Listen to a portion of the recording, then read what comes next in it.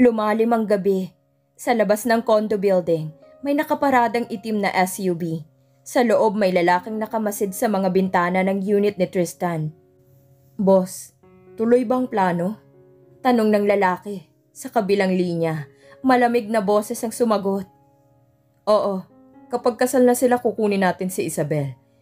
Hindi pwedeng manatili siya sa poder ni Tristan. Malaki ang nakataya." Dahan-dahang ibinaba ng lalaking telepono at nanatili siyang nakamasid sa dilim. 7:00 pa lang ng umaga, gising na si Isabel. Hindi siya makatulog ng maayos kagabi. Iniisip ang mga nangyari. Nakaharap siya sa salamin. Suot niya ang puting robe na ibinigay ng mga staff ni Tristan. Pinagmasdan niya ang sarili. Makapal pa rin ang kilay, makapal pa rin ang salamin, at kulot pa rin ang buhok. Hindi naman talaga ako bagay sa mundo niya. Ngunit naalala niyang sinabi ni Tristan, "Sanayin mong sarili mo. Hindi ko gustong kasama ang mukhang alalay." Kaya kahit mabigat ang dibdib, nagsuklay siya ng maayos, nagpulbo at pinilit ngumiti sa sarili. Paglabas niya ng kwarto, naamoy ni Isabel ang mabangong aroma ng kape at tinapay. Nakaupo si Tristan sa dining table. Nakabasa ang mga mata sa tablet habang kumakain ng croissant. Hindi siya agad napansin ni Tristan, kaya tahimik na umupo si Isabel sa kabilang dulo. Lumipas ang ilang minuto bago nagsalita si Tristan. "Ang tagal mo magbihis." "Pasensya na po. Ngayon lang po ako nakasuot ng ganitong robe." Mahina niyang sagot. Hindi siya sinulyapan ni Tristan. "May pupuntahan tayo ngayon. Mag-ayos ka." "Designer ko. Mamimili ka ng damit." "Opo." Tsaka, sabi ni Tristan, tumingin na sa kanya. "Magsuot ka ng contact lenses. Ayokong makita kang nakasalamin mamaya." Napakurap si Isabel. "Ha? Hindi po ako marunong mag-contact lenses." "Matutunan mo. Hindi ko hahayaang pagtawanan tayo ng mga tao." Ilang sandali ang lumipas. Tinulungan siya ng isang female staff na isuot ang contact lens. Nahihirapan si Isabel. Nangingilid ang luha niya habang paulit-ulit na sinusubukang ipasok ang maliit na lente. "Ate, baka po mabulag ako." Reklamo niya. "Hindi po ma'am, ganyan lang talaga sa umpisa." Nang may isuot na sa wakas, napatitig si Isabel sa salamin. Para siyang ibang tao. Malalaki ang mga mata niyang brown at kahit makapal pa rin ang kilay at kulot ang buhok, mas luminaw ang features niya. Pagsapit ng 9:00, dumating sila sa isang sikat na designer boutique. Pagbukas ng pinto, bumungad sa kanilang mga racks ng mamahaling gowns at suits. Lahat ng staff ay yumuko kay Tristan. "Good morning, Mr. Villaruel." Pinakilala siya ni Tristan sa designer na si Madam Lilibet, isang matangkad at sosyal na babae. May scarf ito na nakatali sa leeg at mahahabang hikaw. "Tama ang sinabi mo, Tristan. Kailangan ng miracle ng babaeng to," sabi ni Madam Lilibet. Tinitigan si Isabel mula ulo hanggang paa. Namula si Isabel. "Po?" Ngumiti si Lilibet. "Don't worry, darling. Gagawin kitang ibang tao. Hindi mo na makikilala ang sarili mo." Isinakay si Isabel sa isang mataas na stool. Tinakpan siya ng malaking cape at nagsimula ng mga staff ni Lilibet na gumalaw. Tinapyas ng bahagya ang kilay ni Isabel para pumayat ang hugis. Maingat na ini-style ang kulot niyang buhok. Pinahaba ang mga kulot at inayos para magkaroon ng eleganteng volume. Nilagyan siya ng light makeup, konting concealer, kaunting blush, soft pink lipstick. Pagkatapos ng halos 1 oras, pinaharap siya ni Lilibet sa salamin. Napanganga si Isabel. Kahit siya hindi siya makapaniwala. Mukha siyang babae sa fashion magazine. Meron pa ring uniqueness ang features niya, pero hindi na siya mukhang laging takot. May confidence na nagmumula sa bagong itsura niya. Tinawag ni Lilibet si Tristan, na kanina pa nakaupo sa isang sulok. Naka-cross arms. "Tristan, tingnan mo." Tumayo si Tristan at dahan-dahang lumapit. Natigilan siya. "Isabel?" Napayuko si Isabel, nahihiya. "Ang ganda mo, iha," sabi ni Lilibet. "Parang ibang tao ka. Hindi ba, Tristan?" Nanatiling tahimik si Tristan. Parang hindi niya mahanap ang tamang salita.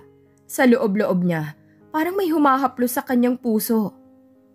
Bakit parang biglang ibang babae nang nasa harap ko?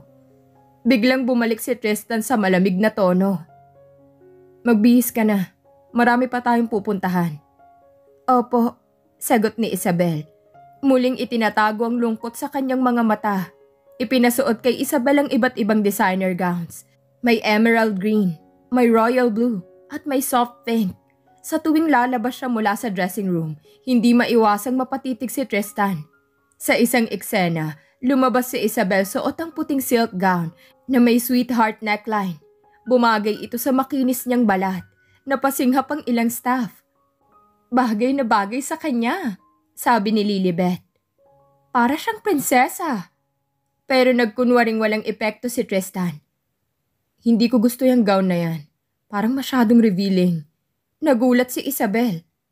Po, hindi naman po masyado, sabi ko nang ayoko.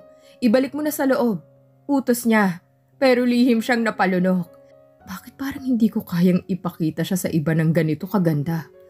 Habang nagpapalit si Isabel, naiwang nakaupo si Tristan. Hindi niya alam kung anong iniisip. Sa loob ng kanyang dibdib, parang may kung anong bumabagabag sa kanya. Hindi pwedeng masangkot ako sa kanya. Lalo na kung may mga taong gustong agawin siya sa akin. Nang lumabas si Isabel muli, napalapit siya kay Tristan at marahang humawak sa manggas ng coat nito. Salamat po. Kahit parang ayaw niyo ako, tinutulungan niyo pa rin ako. Saglit na natigilan si Tristan. Lumingon siya kay Isabel at sa unang pagkakataon, nakitang may ngiti sa mga mata ng dalaga. Paglabas nila ng butik, lumapit kay Tristan ang kanyang driver. Sir, may naghihintay po sa inyo. Nasa loob ng sasakyan. Gusto raw po kayo makausap. Napatitig si Tristan. Sino raw? Ipinakikilala po si Mr. Aldo Ibanez. Biglang kumunot ang noo ni Tristan. Napalingon siya kay Isabel. Pumasok ka na sa kotse. Huwag kang lalabas. Opo. Naglakad si Tristan papunta sa itim na SUV. Binuksan niya ang pinto. Sa loob nakita niya si Aldo Ibanez. Isang middle-aged man na nakasuit, may manipis na balbas at nanlilisik ang mga mata. Anong ginagawa mo rito, Aldo? Malamig na tanong ni Tristan. Ngumiti si Aldo. Narinig ko may bago kang asawa. Maganda raw. Pero mukhang hindi mo pa alam kung sino talaga siya. Nanlamig ang mukha ni Tristan. Anong ibig mong sabihin? Lumapit si Aldo. Bumulong. Kung sino ang asawa mo, siya rin ang susi para maagaw ko sa iyong negosyo mo. Bantayan mo siya, Tristan. Dahil marami kaming gustong kumuha sa kanya. Samantala, nasa kotse si Isabel. Kinakabahan siya habang nakatanaw sa salamin. Nakita niya na nagtatalo sina Tristan at ang estranghero. Sino kaya yung lalaki? Bakit parang galit siya kay Tristan? Napahawak siya sa dibdib niya. Sa kaibuturan ng puso niya, nararamdaman niyang unti-unti siyang hinihila papalapit sa mundo ni Tristan. Isang mundong punong-puno ng panganib at mga lihim. Nagmamadaling pumasok si Tristan sa kotse. Nakayuko si Isabel, halos hindi kumikibo. Naramdaman niya ang bigat ng tensyon, kaya kahit gustong magtanong, nanahimik na lang siya. Huminga ng malalim si Tristan at nagsalita habang pinapaandar ng driver ang sasakyan. Simula ngayon, huwag kang basta lalapit kahit kanino, lalo na kung hindi mo kilala. Napatingin si Isabel. Sino po ba yung lalaki kanina? Hindi agad sumagot si Tristan. Dumungaw siya sa bintana, parang iniipon ang mga salitang sasabihin. Sa huli, malamig ang tinig niyang binitiwan. Hindi mo na kailangan malaman. Hindi ka naman talaga parte ng buhay ko. Parang tinusok ang puso ni Isabel. Nanginginig ang boses niya. Pero asawa niyo po ako. Sa papel lang, Isabel. Huwag mong kalimutang kasunduan lang ito.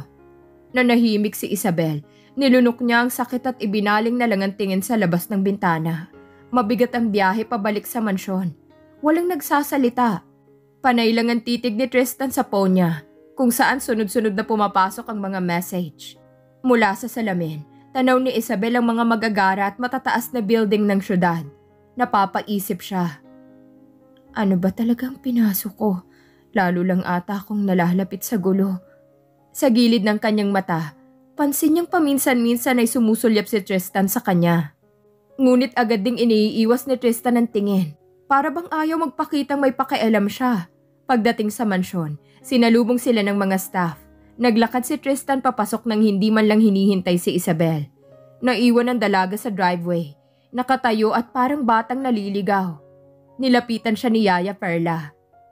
Naku Iha, huwag kang laging nakatayo dyan. Halika, pasok ka na. Kumain ka muna. Ngumiti si Isabel. Pilit. Salamat po, Yaya. Nasa kusina si Isabel. Umiinom ng mainit na tsokolate. Si Yaya Perla, abala sa paghiwa ng gulay. Iha, mabait si Sir Tristan. Hindi lang yan nagpapakita. Lahat ng mga taong minahal niya, iniwan siya. Napatingin si Isabel. Iniwan? Bakit po? Ewan ko ba, Iha? Hindi siya dating ganyan. Noon masayahin yan. Ngayon parang yelo ang puso. Basta Iha, wag mong hahayaang sakupin ka rin ng lungkot niya. Tumango si Isabel, pero parang hindi niya kaya. Sa kaibuturan ng puso niya, unti-unti na siyang natututuring masaktan. Maya-maya dumating si Tristan sa kusina. Tahimik siyang tumayo sa tabi ng pinto. Tinitigan niya si Isabel na tahimik lang na nakaupo. Nakatungo. Iniikot ang kutsarita sa tasa. Sumama ka sa akin. Sabi niya bigla, napatayo si Isabel. Po, may ipapakita ako. Pinasok siya ni Tristan sa isang malaking silid na puno ng mga libro. May malaking lamesa na puno ng mga papel, laptop at ilang documents. Ibinagsak ni Tristan ang isang brown envelope sa harap ni Isabel. Tingnan mo yan. Dahan-dahan binuksan ni Isabel ang sobre. Nanlaki ang mata niya. Nandoon ang kopya ng birth certificate niya. Ngunit hindi yun ordinaryong birth certificate. Nakasulat doon ang isang pangalan na hindi niya inaasahan. Isabel Victoria de la Riva. Villaruel. Parang umikot ang mundo ni Isabel. Villaruel? Pareho tayo ng apelyido? Tumitig si Tristan sa kanya. Anak ka ng pinsan ng papa ko. Isa kang Villaruel. Isa kang tagapagmana. Kaya ka hinahabol ng mga taong yun. Nanginginig ang labi ni Isabel. Hindi totoo to. Hindi ko kilala ang pamilya ko. Wala akong alam. Hindi mo alam kasi tinago ka ng nanay mo. Pinagtangkaan kang kidnapin noon. Muntik kang mamatay. Hindi totoo yan. Paano mo masasabi? Hindi mo kilala ang sarili mo. Naluha si Isabel. Bakit? Bakit hindi mo sinabi agad? Dahil ayokong madamay sa gulo. Pero hindi na kita maitatago, lalo na't alam na ng mga kalaban ko kung sino ka. Napatayo si Isabel. So, ginagamit mo lang ako? Para sa negosyo mo? Para protektahan ng mga kayamanan mo? Hindi lang yon, sigaw ni Tristan. Kapag nakuha ka nila, mawawala sa akin ang lahat. Kaya pakakasalan kita para hindi ka na nila maangkin. Naluha si Isabel. Pero hindi mo naman ako mahal. Tahimik si Tristan. Hindi niya maibuka ang bibig. Parang gusto niyang sumagot. Pero hindi niya alam kung paano. Biglang bumukas ang pinto ng study. Pumasok si Aldo Ibanez. May mga kasamang dalawang lalaking nakaitim. Napakabilis mong kumilos, Tristan. Wika ni Aldo. Pero huli ka na. Sasama sa akin si Isabel. Lumapit si Aldo kay Isabel. Iha, alam mo bang karapatan mong kunin ang lahat ng kayamanan ng Villaruel? Ako ang tutulong sa'yo. Hindi ako sasama sa'yo. Iyak ni Isabel. Nagsimulang kumprontahin ni Tristan si Aldo. Lumayas ka rito, Aldo. Ngunit ngumisi lang si Aldo. Kung hindi, baka mawala na naman ang isang babae sa buhay mo. Gaya ng pagkawala ng dati mong fiancé. Nanlaki ang mata ni Tristan. Walang yaka, Aldo. Agad na bumunot ng baril ang mga lalaki ni Aldo. Hinila ni Tristan si Isabel palapit sa likod niya. Huwag niyo siyang galawin, sigaw ni Tristan. Ngumisi si Aldo. Ikaw na lang ang aming aalisin. Umalingaw-ngaw ang isang putok. Natigilan ng mga staff sa labas. Nahulog ang isang vase mula sa istante. Nakapikit si Isabel. Nanginginig. nakayakap kay Tristan. Umalingaw-ngaw ang putok ng baril. Parang nag-freeze ang oras. Tumalsik ang mga bubog mula sa basag na vase. Si Isabel, nanginginig at namumutla, nakayakap ng mahigpit kay Tristan. "Anong ginagawa niyo?" sigaw ni Tristan. "Shit, Aldo! Magsialis kayo dito!" Ngunit ngumisi si Aldo. "Hindi kami aalis nang wala siya." Sabay turo kay Isabel. Isa pang putok ang pinakawalan nito. Sumigaw si Isabel nang biglang mapaatras si Tristan. Hawak ang balikat niya. Dumugo ito. "Tristan!" Napatulala si Isabel nang makita ang dugo. Nanlambot ang mga tuhod niya. Lumapit si Aldo. Akmang aagawin si Isabel. Ngunit kahit sugatan, iniharang ni Tristan ang katawan niya. "Sabi nang hindi niyo siya makukuha," bulong ni Tristan. Nanghina na. Hinawakan ni Aldo si Isabel sa braso. "Halika, iha. Babalik ka sa tamang pamilya mo.